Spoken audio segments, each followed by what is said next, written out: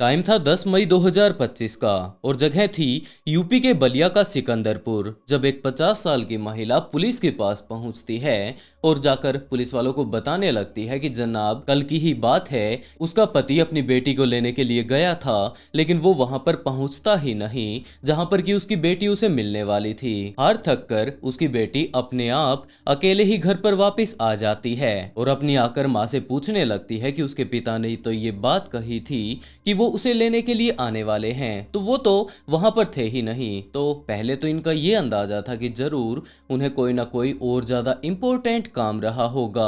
वैसे अपनी बेटी से बढ़कर ऐसा कौन सा इंपॉर्टेंट काम था, इस बारे में हमें नहीं पता। इसी बात को सोचकर हमारा अंदाजा ये था कि वो शाम तक वापस घर पर आ जाएंगे, लेकिन वो शाम तक वापस नहीं आए और अब तो अगला दिन आ चुका है। हम लोगों ने उनके पास कॉल भी कर लिया है, लगातार उनका फोन बंद आ रहा है। तो अब हमें थोड़ी घबराहट हो रही है, तो प्लीज आप लोग उनकी मिसिंग कंप्लेंट दर्ज कर लीजिए। और पुलिस ने 62 साल के देवेंद्र की मिसिंग कंप्लेंट दर्ज भी कर ली। लेकिन अभी सिर्फ और सिर्फ शाम का ही टाइम हुआ था कि देवेंद्र की बेटी, जो कि अब कोटा से आई थी, वो पुलिस वालों के पास आ पहुंचती है और पुलिस वालों के साथ बातें करने लगती है। और इसी टाइम पुलिस वालों ने कहा कि हमारे पास 9 तारीख को एक कॉल आया था। हमारे दूसरे थाने में पुलिस वालों के पास कॉल आया था और पूरा का पूरा मामला उसके बाद पुलिस ऑफिसर्स ने देवेंद्र की बेटी को बताना शुरू किया। उन्होंने बताया कि गांव की कुछ एक महिलाएं बकरी वगैरह चराने के लिए गई हुई थी।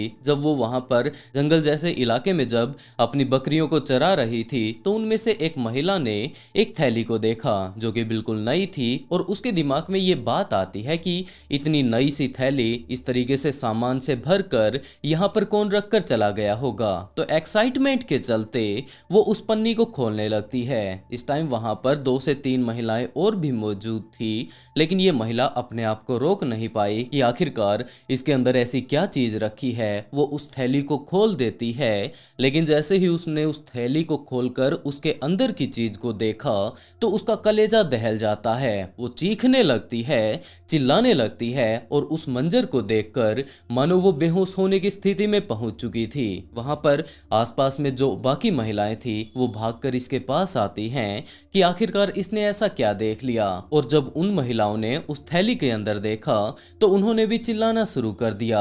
यहाँ पर आसपास के गांव के लोग जो कि अपने खेतों में काम कर रहे थे, उन्होंने इन सारी ही महिलाओं के चिल्लाने की आवाज को सुना और जितना जल्दी वो लोग भागकर इनके पास आ सकते थे यहाँ पर आ जाते हैं। और उन्होंने जब उस थैली के अंदर देखा तो उन्होंने पाया कि इसके अंदर तो इंसानी हाथ और पैर के टुकड़े मौजूद हैं। और यहीं पर आसपास के इलाकों में उन्हें 2 से 3 थैलियां और भी मिलती हैं और उन्होंने तुरंत पुलिस के पास कॉल कर दिया। पुलिस ऑफिसर्स वहां पर जा पहुंचते हैं। एक एक करके उन सारी ही थैलियों को पुलिस ने इकट्ठा करना शुरू कर दिया, जिससे कि उन्हें 2 हाथ और 2 पैर मिल जाते हैं। लेकिन अभी भी धड़ बाकी था और दूसरी तरफ सिर भी पुलिस को नहीं मिला था। तो पुलिस यूं ही इन्वेस्टिगेशन करती रहती है और वहां पर जो पास का जो एक कुआं था उसके पास जब पुलिस ऑफिसर्स पहुंचे तो उन्होंने देखा कि इसके अंदर भी एक पन्नी पड़ी हुई है। पुलिस जैसे तैसे कर कुएं में उतरती है, उसके बाद उस पन्नी को बाहर निकाला जाता है और उसके बाद पता चलता है कि इसके अंदर इस बॉडी का धड़ मौजूद है, लेकिन अभी भी सिर गायब था। हम लोग नहीं जानते कि ये पूरी की पूरी बॉडी किसकी है, लेकिन अगर आप चाहें तो आप उस बॉडी को देख सकती हैं। देवेंद्र की बेटी इस बात के लिए तैयार हो जाती है और जब उसने जाकर उस बॉडी को देखा जिसके के ऊपर इस टाइम सिर नहीं था, तो बाकी पूरी ही बॉडी को देखकर वो पहचान जाती है कि हाँ जनाब, ये तो मेरे पिता ही हैं। पुलिस अब पूछने लगती है कि आपको क्या लगता है कि इनकी किसके साथ दुश्मनी होगी। तो उसकी बेटी ने साफ इनकार कर दिया कि जनाब, मुझे नहीं लगता कि किसी ने दुश्मनी के चलते इनकी जान ली है, क्योंकि इसके पिता बीआरओ में थे, पिछले काफी सालों से ये देश की सेवा कर रहे थे और अब जैसे ही इनकी रिटायरमेंट होती है तब जाकर ये घर पर आए थे। और अब जब ये 62 साल के हो चुके हैं तो अब तो ये किसी से लड़ाई करने वाले क्या थे। लेकिन इसके साथ साथ उसने ये बात भी बताई कि जनाब, जब मेरे मेरे पिता गायब हो चुके थे तो यही बात मैंने अपनी बहन को भी बताई थी और उसकी बहन को भी इस बारे में काफी अच्छे से पता था कि इसकी माँ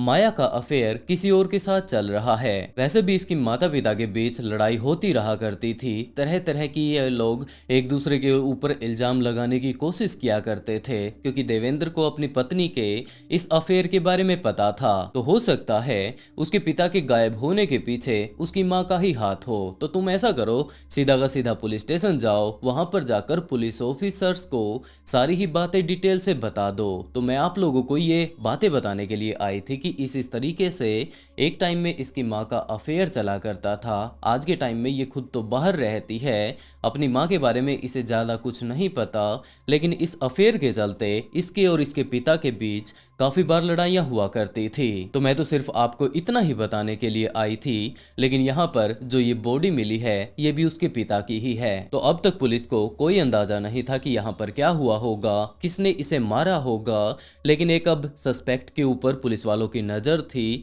जिसके चलते पुलिस ऑफिसर्स देवेंद्र की पत्नी माया के पास जा पहुंचते हैं। वहां पर जाकर माया से पूछताछ करने लगते हैं कि आपका जो प्रेमी है वो कहाँ पर है, वो कौन है। इसी बारे में और ज्यादा डिटेल माया से निकलवाई जाती हैं, लेकिन माया तो इस बात से साफ इनकार कर देती है कि जनाब आप लोग किस बारे में बात कर रहे हैं, मेरा कोई प्रेमी नहीं है, मैं किसी के साथ अफेयर नहीं कर रही हूँ। उसका पति अचानक से गायब हुआ था, वैसे भी वो गांव में रहा करता था, वो यहाँ पर शहर में रहा करती थी, तो इनके बीच ज्यादा लड़ाई तो हुआ ही नहीं करती थी। लेकिन तब तक पुलिस ने काफी सारे ऐसे सबूत जुटा लिए थे जिससे कि माया ज्यादा कुछ नहीं बोल पाई। माया का ये कहना था कि आखिरी टाइम में उसके पति यहाँ पर उससे मिलते हैं, उसके बाद अपनी बेटी को लेने के लिए चले गए, लेकिन जब पुलिस ने उसके फोन कॉल रिकॉर्ड्स को चेक किया और उसकी लास्ट लोकेशन को चेक किया तो उससे ये बात पता चलती है कि जब आखिरी टाइम में उसका मोबाइल बंद हो गया था तो वो यहीं पर माया के घर पर हुआ था, जहां पर कि बाजार में माया इस टाइम रहा करती थी। तो माया को उस टाइम गिरफ्तार कर लिया जाता है और उसे अपने साथ पकड़कर पुलिस ऑफिसर्स पुलिस स्टेशन लेकर जाते हैं और वहां पर थोड़ी मशक्कत जब उसके साथ की जाती है तो सारी की सारी चीजें उसने तोते की तरह पटर पटर बोलना शुरू कर दिया। उसने बताया कि हाँ जनाब, इस टाइम उसका अफेयर अनिल नाम के एक लड़के से चल रहा है जो कि 25 साल का है और वो एक ट्रक ड्राइवर है। अब ये भी करीबन 50-55 साल की हो चुकी है, लेकिन जब ये सिर्फ और सिर्फ 45 साल की थी अनिल से ये उसी टाइम मिल चुकी थी। इसका ये कहना था कि इसके पति देवेंद्र इसके ऊपर बहुत ज्यादा अत्याचार किया करते थे, इसे बहुत ज्यादा मारा पीटा करते थे और यही कारण था कि ये एक ऐसे साथी की तलाश में थी जिसे कि जाकर ये अपना सारा का सारा दुखड़ा सुना पाए और ऐसे के तौर पर अनिल उसके सामने आता है। अनिल से मिलकर वो सारी की सारी अपनी दुख तकलीफें अनिल को बताना शुरू कर देती है। वो बताती है कि वो शहर में रहकर बहुत ज्यादा खुश है, लेकिन दूसरी तरफ उसके पति तो ये चाहते हैं कि वो उसके साथ वहीं पर अपने पुराने गांव में जाकर रहने लग जाए। उसे हरियाली से बहुत ज्यादा प्यार है, गांव में रहकर वो बहुत ज्यादा खुश हुआ करता था और यही कारण था कि उसने बार बार अपनी पत्नी से ये रिक्वेस्ट की, उसके साथ धक्का करने की कोशिश की कि वो उसके साथ गांव में ही चल पड़े, वहां पर ये लोग बड़े ही सुख शांति से रहेंगे। लेकिन यहाँ पर शहर में रहकर आजादी महसूस करके ये बहुत ज्यादा अच्छा फील किया करती थी।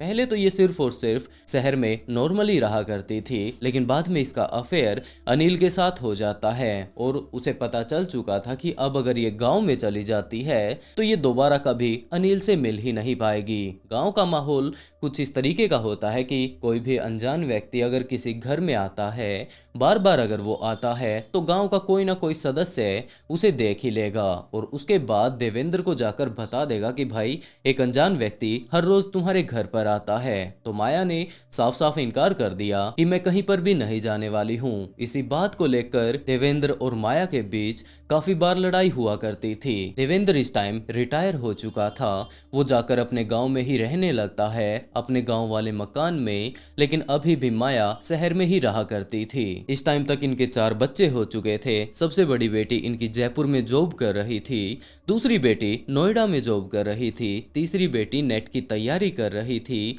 कोटा में रहकर और वही अब अपने घर पर आई थी, जिसे कि लेने के लिए आखिरी टाइम में देवेंद्र गए थे। उनका एक बेटा भी था और वो भी अभी पढ़ाई कर ही रहा था। माया ऐसा बिल्कुल भी नहीं चाहती थी कि किन्हीं भी कारणों के चलते बाहरी लोगों को इस बारे में पता चले कि इसका अफेयर चल रहा है, इसकी अपने पति के साथ नहीं बन रही, ये इसके साथ डिवोर्स भी नहीं लेना चाहती थी, वरना इसकी बहुत ज्यादा बेइज्जती होने वाली थी कि 50-55 साल की एक महिला जो कि अब बूढ़ी होने के कगार पर है, वो अपने पति को डिवोर्स दे रही है, वो भी एक अफेयर के चलते। तो ये सारी की सारी चीजें सिर्फ और सिर्फ बदनामी को देने वाली थी, जिसके चलते उसने अपने प्रेमी अनिल से ये बात कही कि एक ना एक दिन ऐसा जरूर आएगा जब इसका पति हर रोज इसके साथ गांव में ले जाने की जिद कर रहा है, तो एक दिन वो इसे ले ही जाएगा। तो ऐसा ये कर पाए उससे पहले ही हमें इसका इलाज करना होगा। वैसे भी ये मुझे बहुत ज्यादा बुरे तरीके से मारता है और क्या तुम्हें इससे कोई भी फर्क नहीं पड़ता।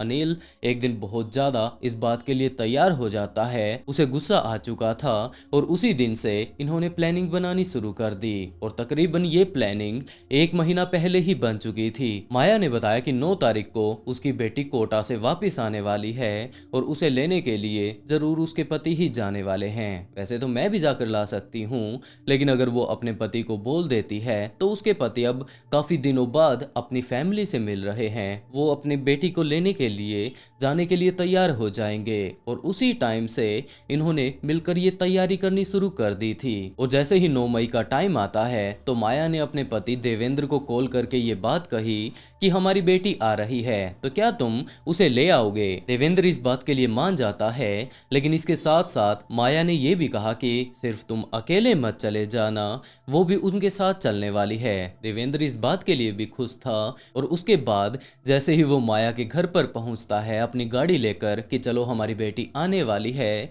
कुछ ही देर बाद वो स्टेशन पर आ जाएगी, तो हमें उसे पिक भी करना है। वो घर के नीचे आकर गाड़ी खड़ी करके माया के पास कॉल कर देता है, लेकिन माया देवेंद्र से ये बात कहती है कि अभी ट्रेन आने में काफी ज्यादा टाइम है और दूसरी तरफ देवेंद्र तो अपनी बेटी से मिलने के लिए बहुत ज्यादा एक्साइटेड था और यही कारण था कि वो टाइम से काफी ज्यादा पहले स्टेशन पर जाने के लिए निकल चुका था। वो अपनी पत्नी के घर पर भी आ चुका था जहां पर कि बाजार में इस टाइम वो रहा करती थी। तो माया ने कहा कि अभी ट्रेन आने में बहुत ज्यादा टाइम पड़ा है, तुम ऐसा करो यहीं पर ऊपर आ जाओ। देवेंद्र ने मना कर दिया और ये बात कही कि वो लेट नहीं होना चाहता। तो माया ने उसे समझाना शुरू किया कि अभी तो काफी ज्यादा टाइम पड़ा है, तुम ऐसा करो जल्दी से जल्दी ऊपर आ जाओ, मैंने तुम्हारे लिए यहाँ पर खाने पीने की चीजें लगा रखी हैं और जैसे ही तुम नाश्ता कर लोगे उसके बाद हम लोग निकल पड़ेंगे। इस बात को देखकर देवेंद्र भी बहुत ज्यादा खुश हो जाता है कि इसकी पत्नी की इसके साथ ज्यादा नहीं बना करती थी, लेकिन आज तो ये काफी ज्यादा अच्छे मूड में है,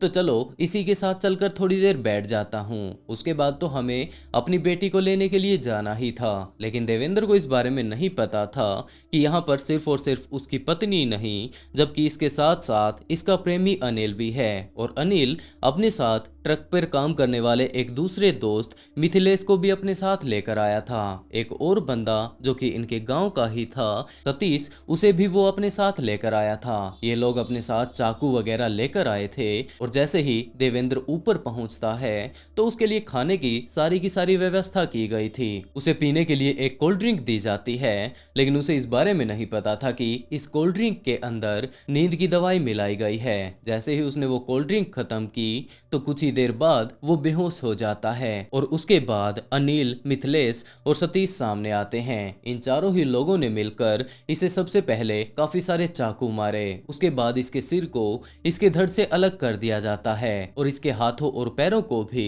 काट काट कर अलग कर दिया जाता है। इस टाइम इन्होंने थैलियों का भी जुगाड़ कर लिया था, तो हर एक थैली में अलग बॉडी पार्ट रखकर वो लोग अपने घर से निकल पड़ते हैं और वहां पर आसपास की वीरान पड़ी जगहों पर ले जाकर उन सारी ही थैलियों को फेंकने लगते हैं। लेकिन अभी भी इन्होंने इसके सिर को ठिकाने नहीं लगाया था। सबसे पहले तो जिन थैलियों में उसके हाथ और पैर थे उन्हें वहीं पर आसपास फेंक दिया जाता है, लेकिन जिसमें धड़ था उसे ले जाकर एक कुएं में फेंक देते हैं और उसके बाद जो सिर था उसे ठिकाने लगाने के लिए, ताकि इसे कोई पहचान ना पाए कि ये बॉडी किसकी है, उसे 38 किलोमीटर दूर ले जाकर यमुना में ठिकाने लगा दिया जाता है और जल्दी से जल्दी वो लोग घर पर वापस आते जाते हैं। यहाँ पर जितने भी खून के छींटे लगे हुए थे इन्हें साफ किया जाता है और उसके बाद माया अपनी बेटी के पास जा पहुंचती है। उसके सामने इस तरीके की एक्टिंग करती है कि मानो उसे तो पता ही नहीं कि देवेंद्र कहां पर चले गए। लेकिन इस बारे में माया की बेटी को काफी अच्छे से पता था, उसकी दूसरी बेटी को भी पता था कि इसकी माँ और इसके पिता के बीच कितनी ज्यादा लड़ाइयाँ होती हैं। लड़ाइयाँ इतनी ज्यादा हो रही है कि इसके पिता तो गांव में रहने के लिए बोल रहे हैं, ये खुद शहर में रहना चाहती है, वो गांव में जाकर खुश ही नहीं है और दूसरी तरफ इनका अफेयर भी चल रहा है। 10 तारीख में रात में 8 बजे एक गुमशुदगी दर्ज कराई गई थी। एक महिला द्वारा अपने पति की गुमशुदगी की वो उनके पति अपनी लड़की को लेने बक्सर रेलवे स्टेशन गए हैं, वो वापस नहीं आए। जब उस गुमशुदगी में दिए गए नंबर की तहकीकात की गई तो ये निकला कि वो नंबर उस स्थान से कहीं गया ही नहीं। तो इस पर संदेह हुआ। जो वादनी थी उससे गहनता से पूछताछ की गई, परिवार के अन्य लोगों से पूछताछ की गई। प्रेम प्रसंगों के चलते हुए अपने पति की अपने पुरुष मित्रों के साथ हत्या की गई और इस विभत्स हत्याकांड को अंजाम दिया गया। उसके शरीर के अंगों को काट के ट्रांसपोर्टेशन की लिहाज से कि अलग अलग जगह पे इन्हें डिस्पोज ऑफ कर देंगे, क्योंकि हर अपराधी का ये रहता है कि किसी तरह से पहचान ना हो। लेकिन ये कड़ी से कड़ी जुड़ती गई और इस पूरी घटना का पर्दाफाश हुआ है। महिला सहित उसके 3 मित्रों को जेल भेजा जा रहा है। कुल 4 लोग इसमें जेल जा रहे हैं। तो ये सारी की सारी बातें उसने अपनी छोटी बहन को बताई और उसके बाद उसकी बहन पुलिस वालों के पास जा पहुंचती है। इससे पहले तो पुलिस को कोई अंदाजा ही नहीं था कि जो ये महिला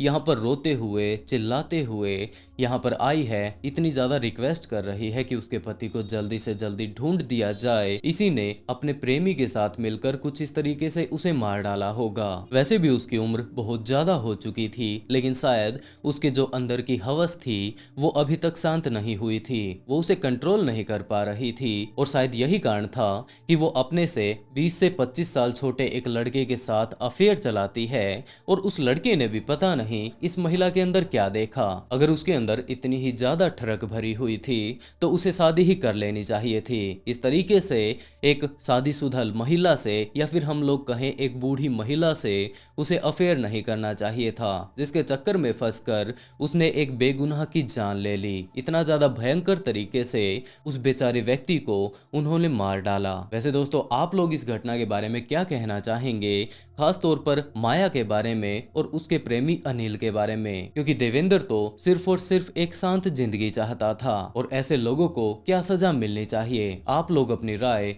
कमेंट बॉक्स में जरूर बताइएगा। मैं आप लोगों के कमेंट्स का वेट करूंगा, क्योंकि इस तरीके के अब केसेस लगातार बढ़ते जा रहे हैं। तो ऐसे लोगों को क्या ऐसी सजा देनी चाहिए ताकि इस तरीके के केसेस आने बंद ही हो जाएं। और दोस्तों, इस तरीके की कहानी सुनाकर मैं आप लोगों को डिस्टर्ब तो नहीं करना चाहता, लेकिन सचेत जरूर करना चाहता हूँ कि कातिल भले ही कितना भी शातिर क्यों ना हो, एक ना एक दिन वो पकड़ा ही जाता है और उसके बाद जिस तरीके के रिजल्ट सामने आते हैं आप लोग जानते ही हैं। टाइम था 19 अप्रैल 2024 की सुबह का, जब तकरीबन 8:30-9 बजे का टाइम हो चुका था और पंजाब के आनंदपुर साहिब के झिंझरी गांव में एक व्यक्ति के पास कॉल आता है। कॉल करने वाले व्यक्ति ने ये बात बताई कि आपके बेटी और दामाद के बीच थोड़ी सी नोकझोंक हो गई थी, उनके बीच लड़ाई थोड़ी ज्यादा बढ़ जाती है और उसके बाद गुस्से गुस्से में आपकी बेटी ने कुछ गलत सलत खा लिया और उसकी तबीयत अब थोड़ी बिगड़ गई थी। तो अब हम लोग उसे हॉस्पिटल लेकर आ चुके हैं। डरने घबराने की कोई बात नहीं, वो ठीक ठाक है, लेकिन आप लोग इससे मिलने के लिए एक बार आ जाइए, ये आप लोगों से मिलने की जिद कर रही है। ये सारी की सारी नॉर्मली बातें लड़की के ससुराल वाले लड़की के पिता को कह देते हैं। ये बात सुनते ही उसके पिता वापिस अपने घर पर आते हैं और अपने घर कुनबे के सारे ही लोगों से बताने लगते हैं कि नेहा के ससुराल से इस तरीके से कॉल आया था और वो लोग ये बात बोल रहे हैं। तो वो लोग अपनी बेटी के पास जाने की अब जस्ट तैयारी कर ही रहे थे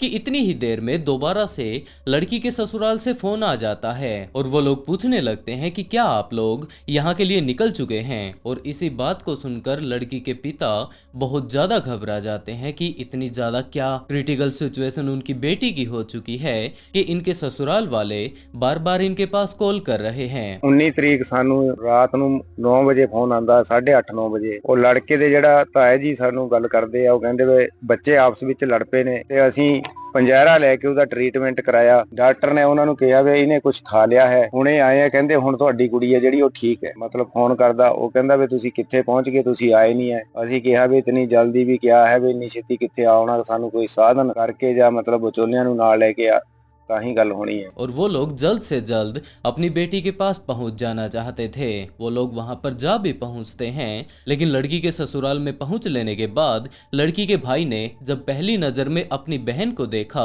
तो उसे ये फील होता है कि मानो इसके शरीर में तो जान ही नहीं बची है।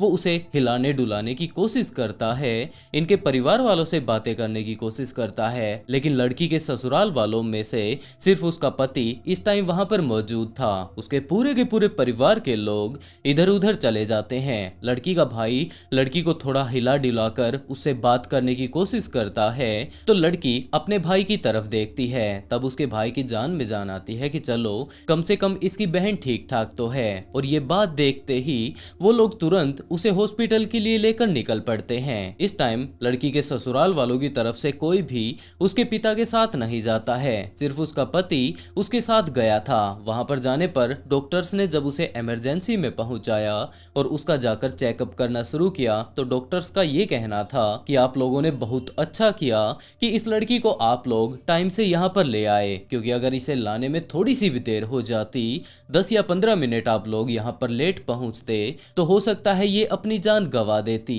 ये बात सुनकर इस टाइम ना तो लड़की के पिता को कुछ समझ आ रहा था, ना ही उनके साथ आए हुए बाकी लोगों को कुछ समझ आ रहा था कि आखिरकार यहाँ पर हुआ क्या है। वो लोग सिर्फ और सिर्फ उसके पति से ही पूछताछ कर सकते थे, तो उन्होंने नेहा के पति से पूछताछ करनी शुरू की कि आखिरकार यहाँ पर हो क्या रहा है। और जैसा कि नेहा के ससुर ने कॉल करके इसके माता पिता को बताया था कि इन दोनों के बीच लड़ाई हो गई थी, उसके बाद नेहा ने कुछ ना कुछ गलत सलत खा लिया और उसके बाद इसकी तबीयत बिगड़ जाती है। तो नेहा के पति ने भी वही सारी बातें इसके पिता को बतानी शुरू की। उसने बताया कि हम लोग इसे हॉस्पिटल लेकर गए थे, उसके बाद इसकी तबीयत में सुधार हो गया था और अब हम लोग इसे वापस घर पर ले आए थे, लेकिन घर पर लाने के बाद जब तक आप लोग पहुंच पाते दोबारा से इसकी तबीयत बिगड़ने लगी थी। और यही सारी नॉर्मली बातें नेहा का पति अब नेहा के पिता को बता रहा था। उसके भाई का ये कहना था कि हमें जल्द से जल्द पुलिस कंप्लेंट कर देनी चाहिए, लेकिन नेहा के पिता का ये कहना था कि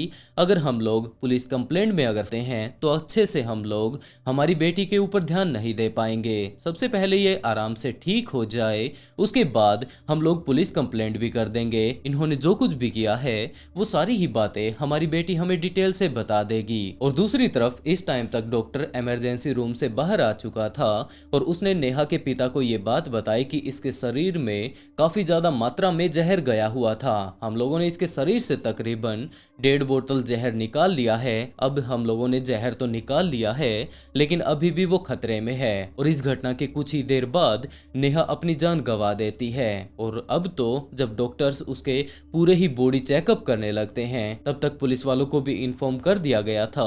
तो ये बात पता चलती है कि जैसे कि नेहा का पति कह रहा है कि इन दोनों के बीच लड़ाई हो गई थी, उसके बाद इसने कुछ ना कुछ गलत चीज पी ली थी जिसके चलते इसकी जान चली गई। तो ऐसा बिल्कुल भी नहीं था, क्योंकि इसके शरीर पर काफी सारे ऐसे घाव मौजूद थे जिन्हें कि देखकर साफ साफ ये बात समझी जा सकती थी कि आखिरी टाइम में इसे जबरदस्ती जहर दिया गया है। इसके हाथों पर, इसके कंधों पर बहुत सारे ऐसे निशान मौजूद हैं जिससे कि इसे पकड़कर जबरदस्ती इसके मुंह में जहर उड़ेला गया होगा। और जब ये अपने आप को बचाने की कोशिश कर रही थी तो उसी टाइम ये सारी की सारी खरोंचें इसे लगी होंगी। और अब तो नेहा का पूरा परिवार बहुत ज्यादा गहरे सदमे में चला गया था। उन्होंने पुलिस वालों को सारी ही चीजें डिटेल से बताई कि उनकी लड़की की शादी 6 नवंबर 2024 को हुई थी। इन्होंने एक लड़के को देखा था, एक बिचौलिए ने ये शादी करवाई थी और वो लड़का फौज में लगा हुआ था। तो सारी की सारी बातें ये दोनों ही परिवार आपस में बैठकर कर लेते हैं। और इसी टाइम नेहा के पिता ने ये बात भी कह दी थी कि उनकी लड़की नॉनवेज वगैरह नहीं खाती है, इसने अपना नाक भी नहीं बिंधवा रखा है और ये सारी ही चीजें ये अपनी मर्जी से कर रही है। ये इन सारी ही चीजों को आगे भी बदलने वाली नहीं है। तो अगर आप लोगों को इन सारी ही ही चीज़ों से अगर प्रॉब्लम है तो प्लीज़ आप लोग शादी मत कीजिएगा। इस टाइम इन दोनों ही परिवारों ने बैठकर काफ़ी अच्छे से बातचीत की और उसके बाद इनकी शादी तय कर दी जाती है। लेकिन शादी के कुछ एक दिनों बाद से ही नेहा ने अपने परिवार वालों को बताना शुरू किया कि वो इस परिवार में अच्छे से एडजस्ट नहीं हो पा रही है। इसके ससुराल वाले पता नहीं तरह तरह की इसे बातें बोलते रहते हैं। वो लोग एक छोटा सा भी उल्हाना इसे देने में नहीं कतराते हैं। इसका पति तो इस टाइम फौज में जा चुका है। पीछे से जो इसकी ननद है, इसकी सास है, ससुर है, ये पता नहीं किस किस तरीके की अजीबोगरीब बातें करते रहते हैं। तो नेहा के परिवार वालों ने उसे ही समझाना शुरू किया कि बेटा वो एक नया नया परिवार है,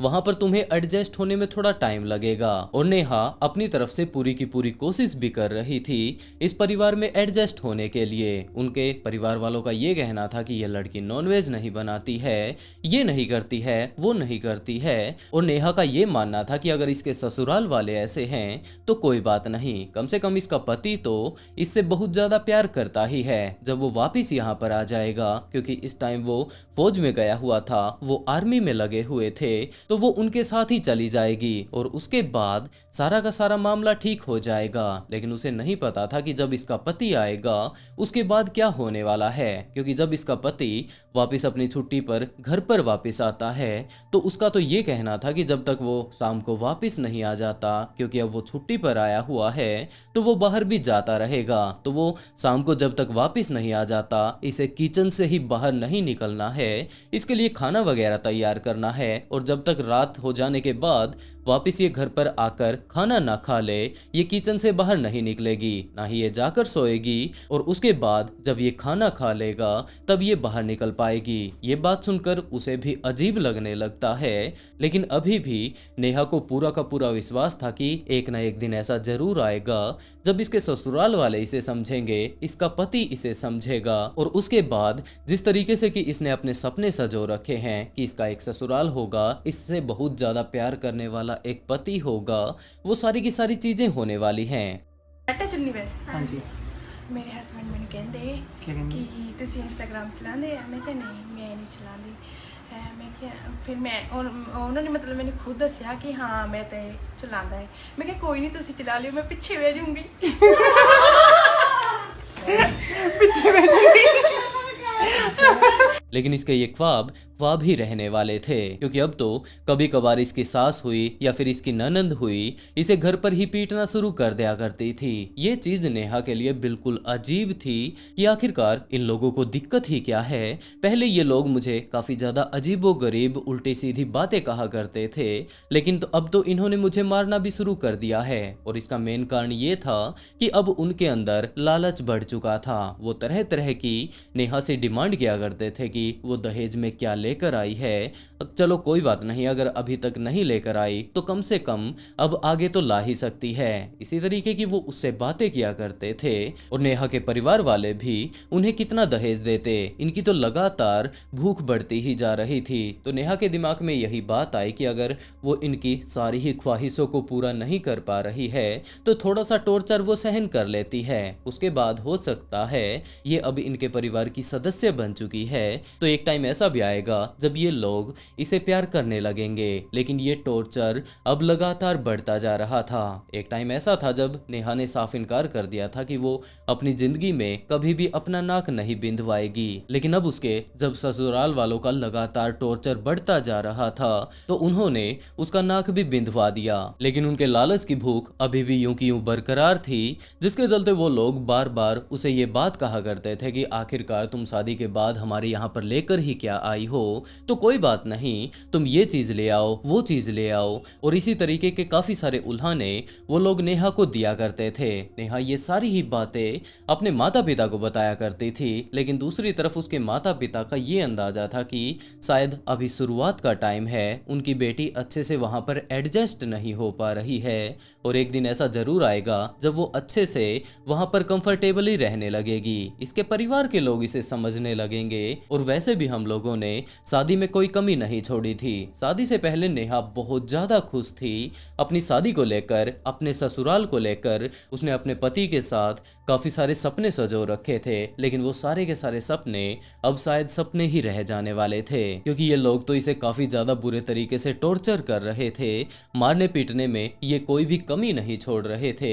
और उसके बाद टाइम आता है 18 अप्रैल 2024 का, जब ये मारने पीटने वाली घटना हद से ज्यादा बढ़ जाती है। इस टाइम तक इसकी सिर्फ और सिर्फ सास और ननंद इसे घर पर रसोई में पकड़कर पीटा करती थी, इसे रसोई में बंद कर दिया करती थी। लेकिन उस दिन पता नहीं ऐसा क्या हुआ, क्योंकि नेहा ने तो अपनी जान गंवा दी है और इसके अलावा उनके घर में सिर्फ और सिर्फ इनके ससुराल के लोग ही मौजूद थे। और वो तो सारे ही ये बात बोल रहे हैं कि उस दिन थोड़ी लड़ाई हो गई थी और नेहा ने वहीं पर साइड में रखी हुई एक बोतल को उठाकर पी लिया था, जिसके अंदर उन्हें भी कुछ नहीं पता कि आखिरकार क्या था। लेकिन बाद में जैसा कि उसका इलाज करवाया जाता है तो डॉक्टर्स का ये कहना था कि एक नहीं जबकि 1.5 बोतल जहर की इसकी बॉडी से निकाली गई है। और उसके बाद तो इसने अपनी जान गंवा ही दी। ये सारी ही चीजें जैसे ही इसके घर वालों को पता चलती है तो वो लोग अपने पूरे ही घर कुनबे वालों को जाकर इन सारी ही चीजों के बारे में बताने लगते हैं। अभी सिर्फ और सिर्फ इनके घर परिवार के लोग ही इनके ससुराल में पहुंचे थे कि दूसरी तरफ इनके गांव वालों को भी पता चल जाता है कि हमारे गांव की बेटी नेहा के साथ कुछ ऐसा हो गया है। तो पूरा का पूरा गांव अब इकट्ठा होकर थाने में जा पहुंचता है। वहां पर जाकर सीनियर अधिकारियों के सामने पूरी की पूरी बातें रखता है और उसके बाद पुलिस ऑफिसर्स भी इस केस को थोड़ा सीरियसली लेते हैं और वो लोग उसके पति के साथ साथ उसके सास ससुर और एक और व्यक्ति को गिरफ्तार कर लेते हैं। लेकिन दूसरी तरफ नेहा के माता पिता का, उनके परिवार वालों का ये कहना था कि इसकी जो ननंद है वो भी इस घटना में शामिल है, वो भी इसे पीटा करती थी, प्रताड़ित करने में कोई कमी नहीं छोड़ा करती थी, तो उन्हें भी सजा मिलनी चाहिए। नेहा के वकील ने जब इस पूरे के पूरे केस को पढ़ा और जब मीडिया ने उसके बारे में उससे पूछताछ करनी शुरू की तो उसका केस इतना ज्यादा खतरनाक था कि उस वकील को भी रोना आ जाता है और वो सारी की सारी बातें मीडिया के सामने रख देता है। नेहा को ये बात लगा करती थी कि टाइम बीतने के साथ साथ सब कुछ ठीक हो जाएगा, लेकिन ऐसा नहीं हुआ। जबकि उसकी वो चुप रहने वाली कमजोरी उसके लिए मौत की सजा बन जाती है। अगर पहले टाइम में ही जब उसे पीटा गया था तो वो अपने घर पर आकर सारी की सारी बातों को डिटेल से बता देती और उसके परिवार वाले भी उसकी बात को समझने की कोशिश करते तो शायद आज वो जिंदा होती। और अभी भी पुलिस इस केस के ऊपर इन्वेस्टिगेशन कर रही है, उन सारे के सारे लोगों से पूछताछ कर रही है कि किस तरीके से इन्होंने इसकी जान ली थी। और दोस्तों, आप लोगों ने इस पूरी ही घटना के बारे में सुन लिया है, तो आप लोग ही बताइए कि क्या नेहा की जान लेने से उन्हें जो कुछ भी चाहिए था, जो दहेज की वो लोग मांग कर रहे थे, क्या उन्हें वो दहेज मिल गया? उन सामान और पैसे के भूखे लोगों ने उस प्यारी सी बच्ची के ऊपर थोड़ा सा भी रहम नहीं खाया। उन्होंने इस बारे में बिल्कुल भी नहीं सोचा कि ये भी किसी की बेटी होगी, जिस तरीके से कि उनकी बेटी है। कल को अगर इनकी शादी कर दी जाए और इनके ससुराल वाले भी इसी तरीके से दहेज के नाम पर उसे प्रताड़ित करने लगे और इस तरीके से उसकी जान लेने की कोशिश करे, तब इनके ऊपर क्या बीतेगी। और दूसरी खास बात यह भी है कि नेहा के परिवार वालों ने तो ये सारी की सारी बातें पहले ही खोल ली थी, लेकिन शादी के करीबन अभी सिर्फ और सिर्फ 6 महीने भी नहीं हुए होंगे कि वो लोग अपनी नई नई मांगे उसके सामने रखने लगे थे। हो सकता है तंग आकर नेहा के माता पिता उनकी इन सारी ही मांगों को पूरा कर भी देते।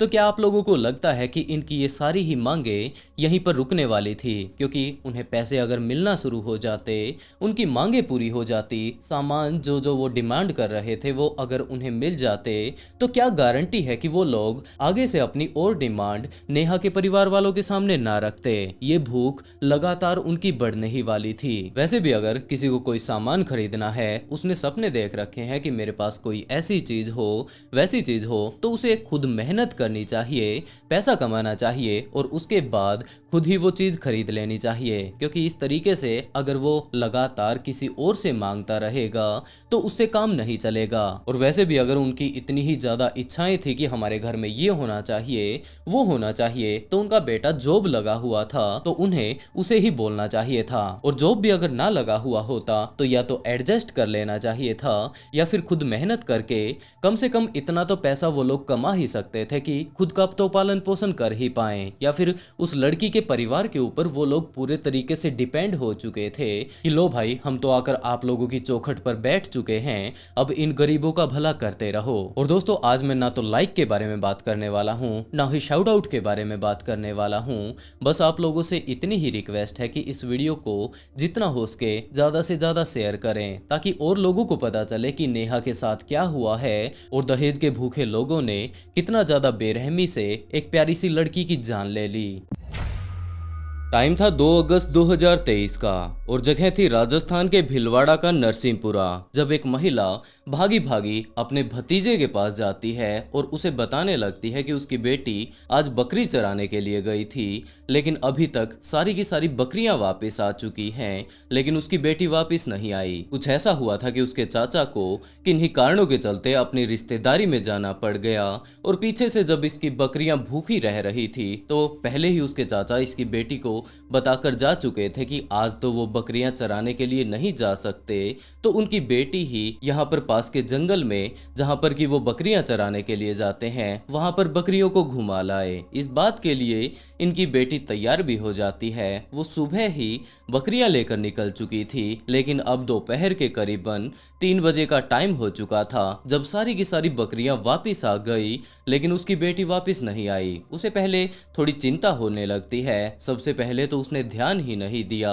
सिर्फ इतना ही देखा कि अगर बकरियां यहाँ पर आ चुकी हैं तो जरूर उसकी बेटी भी वापिस आ चुकी होगी। लेकिन जब उसने अपनी बेटी को आवाज लगानी शुरू की तो वो तो पूरे के पूरे घर में नहीं थी। उसने उन सारी ही जगहों पर जाकर पता कर लिया, गांव में जहां जहां पर उसकी बेटी जा सकती थी। उसकी सारी की सारी सखी सहेलियों से वो जाकर मिल चुकी है, लेकिन उसकी बेटी कहीं पर भी नहीं है। अब उसे थोड़ी थोड़ी चिंता होने लगी थी, जिसके चलते वो यहाँ पर अपने भतीजे के पास आई थी। इस महिला का भतीजा महावीर इस बात को सुनकर थोड़ी चिंता करने लगता है कि उसकी बहन इतनी छोटी भी नहीं है कि वो रास्ता भूल जाए। वो करीबन 16-17 साल की हो चुकी है, तो जरूर कुछ न कुछ गड़बड़ है, जिसके चलते वो गांव में जाता है। वहां पर जितने भी जान पहचान के लोग थे उनसे उसके बारे में पूछना शुरू करता है, लेकिन दूसरी तरफ उस लड़की के बारे में तो कुछ भी पता ही नहीं चलता।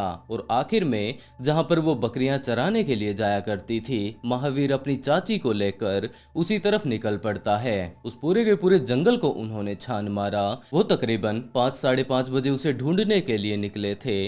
रात के करीबन 9-9:30 बजे का अब टाइम हो चुका था, लेकिन उस लड़की के बारे में कुछ भी पता नहीं चलता। उन्होंने अपने गांव वालों को भी जाकर बताया।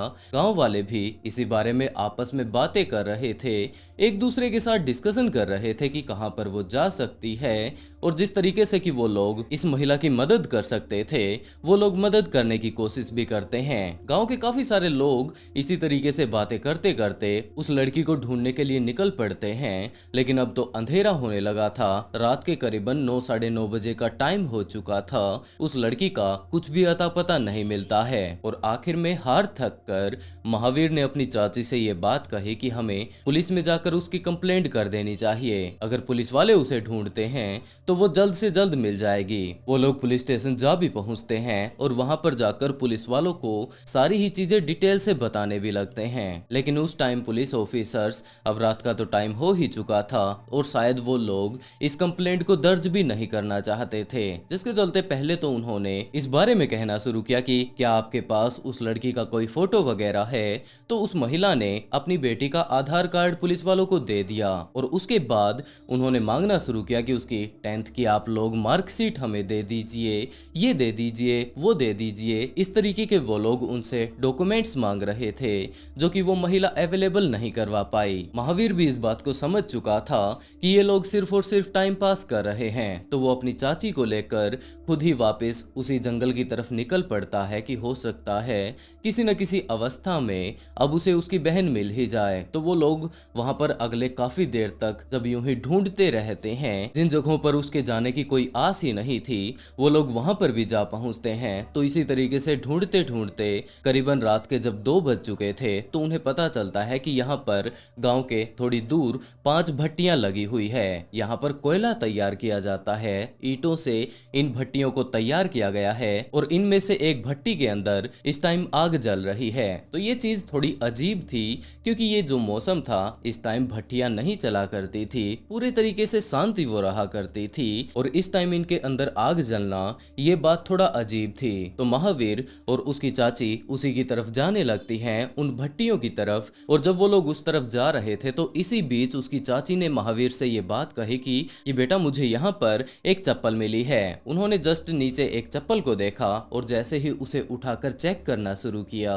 तो महावीर की चाची ने ये बात कही कि ये चप्पल किसी और की नहीं जबकि उसकी बेटी की ही है। महावीर ये बात बोल रहा था कि सामने एक भट्टी भी इस टाइम जल रही है और ये तो मौसम भट्टी का है ही नहीं। तो वो लोग भाग दौड़कर उस भट्टी के पास पहुंचते हैं। वहां पर जाने पर जैसे ही भट्टी का गेट खोला जाता है तो अंदर से एक चमकदार चीज उसे दिखाई देती है। साइड में पड़ी लाठी से वो उस चमकदार चीज को बाहर निकालने की कोशिश करता है, क्योंकि इस टाइम वो गर्म थी। तो साइड में रखकर उसे थोड़ी देर ठंडा करके जब उसे अच्छे से चेक किया जाता है तो महावीर रोना शुरू कर देता है। उसकी चाची को अभी भी नहीं पता था कि आखिरकार ऐसा क्या हो गया कि महावीर रो रहा है। और जब उसने कारण पूछा तो महावीर ने बताया कि ये वही कंगन है जो कि मैंने अपनी बहन को रक्षाबंधन पर दिया था, और अगर उसका ये कंगन इस भट्टी में मिला है बेमौसमी, अगर ये भट्टी इस टाइम यहाँ पर जल रही है तो जरूर इसमें कुछ न कुछ गड़बड़ होगी। और वहीं पर साइड में पड़े हुए एक और डंडे को उठाकर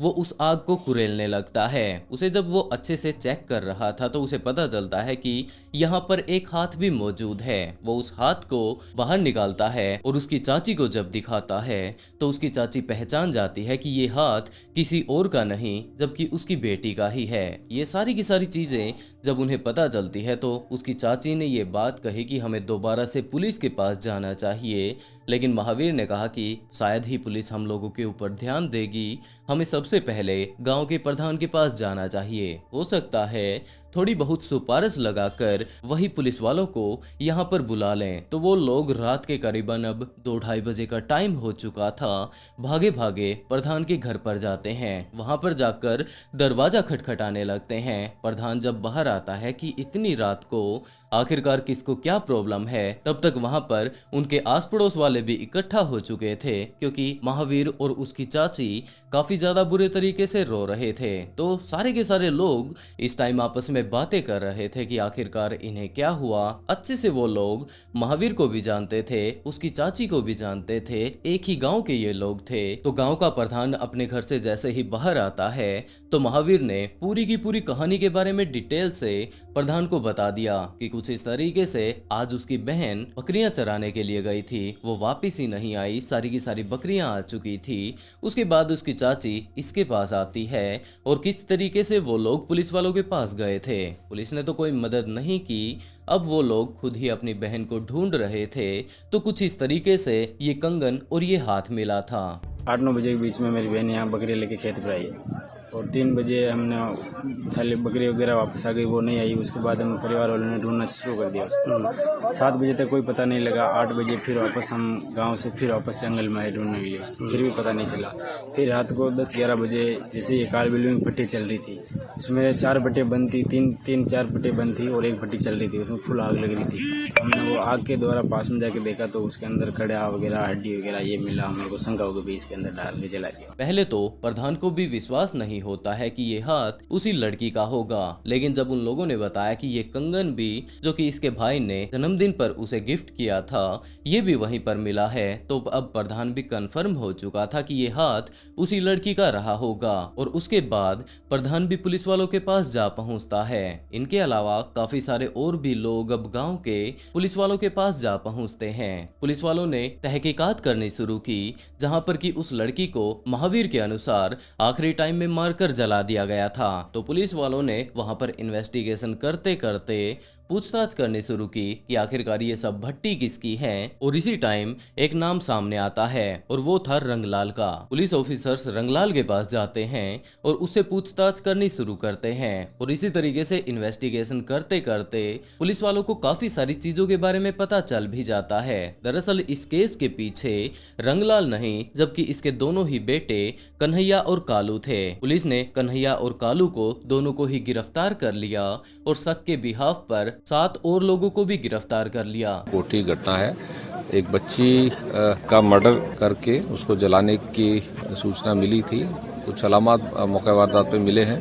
इन्वेस्टिगेशन के दौरान 3-4 लोगों को आरोपियों को हमने राउंड अप किया है और जल्दी हम इसका खुलासा करेंगे। और जब सभी से पूछताछ करनी शुरू की जाती है तब एक दिल दहला देने वाली कहानी सामने आती है। ये बात पता चलती है कि वो लड़की यहाँ पर कभी भी बकरियां चराने के लिए नहीं आया करती थी। हमेशा ही उसके पिता यहाँ पर बकरी चराने के लिए आया करते थे और कालू और कन्हैया का घर इस गांव से थोड़ा दूर था। वहां पर ये लोग कोयला बनाया करते थे और उस दिन जैसे ही 21 साल के कन्हैया ने उस लड़की को देखा कि ये यहाँ पर आज बकरियां चराने के लिए क्यों आई हुई है, इसके पिता कहां पर चले गए, तो उसके मन में खोट आ जाता है। लेकिन वो इस चीज को कंफर्म कर लेना चाहता था, जिसके चलते वो डोली उठाकर इस लड़की के घर पर जा पहुंचता है और वहां पर जाकर लस्सी मांगने लगता है। जब वो लस्सी डलवा रहा था तब उसने पूछना शुरू किया कि अंकल कहां पर है। तो उस लड़की की मां ने ये बात बताई कि वो तो आज किसी काम के चलते गांव गए हुए हैं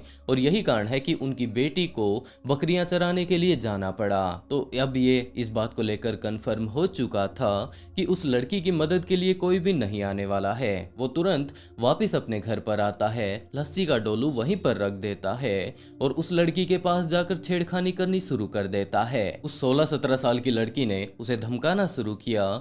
ये बात कही कि अगर ज्यादा वो छेड़खानी करेगा तो वो जाकर अपने पिता को बता देगी, अपने घर वालों को, अपने गांव वालों को बता देगी। लेकिन कन्हैया इस बात से कंफर्म हो चुका था कि इसके पिता अब इसे यहाँ पर संभालने के लिए नहीं आने वाले हैं, तो वो उसके साथ वहीं पर जबरदस्ती करना शुरू कर देता है। और जब वो वहां पर जबरदस्ती कर रहा था तो इसी टाइम उसका बड़ा भाई 25 साल का कालू वहीं पर आ पहुंचता है और उसे आकर वहां से हटा देता है कि वो यहाँ पर क्या कर रहा है। इसी तरीके की काफी सारी वो बातें करता है, लेकिन उस लड़की को ऐसी हालत में देखकर उसकी भी नीयत डिगमगा जाती है और उसके बाद कालू ने भी उसका रेप करना शुरू कर दिया। कभी तो कन्हैया उसके साथ ये सारे के सारे दुष्कर्म कर रहा था और कभी कालू ये सब उसके साथ करना शुरू कर देता है। यही सारा का सारा सिलसिला अगले काफी देर तक चलता है। बकरियों का तो हर रोज का वही रूटीन था, जिसके चलते वो अपने आप अपने घर पर पहुंच जाती हैं और आखिर में कन्हैया और कालू ने उस लड़की को वहां से जाने के लिए बोल दिया।